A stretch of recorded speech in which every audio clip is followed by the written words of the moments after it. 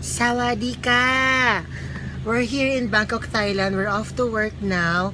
But anyway, this is our van. Ang saya-saya dahil ito lang ang Filipino mafia inside the van. Si Kuya. Hello! Hello! Ayan, si Ate Emily. And of course, our little baby. Yan, nag-birthday kahapon yan. Ito lang yung van namin sa loob. Diba, bongga?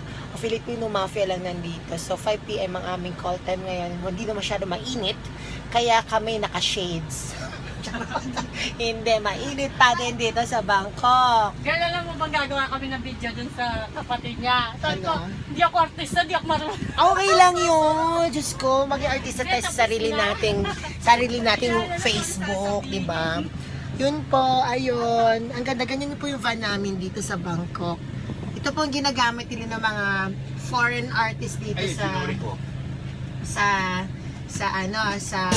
Thailand, like sila Whitney Houston, Mariah Carey. Yan, ganito pong ginagamit nilang van dito. Ang ganda ng van namin. Look at that. Sobrang ganda. Yun, talagang feeling talaga celebrity. Where's Wayne? We're waiting for some people pa. So yun po, see you guys. I hope you had a great time on Tuesday afternoon. Bye-bye. God bless everyone. If you like my YouTube, my videos, just add my account or type my account name, Franz Inferiors.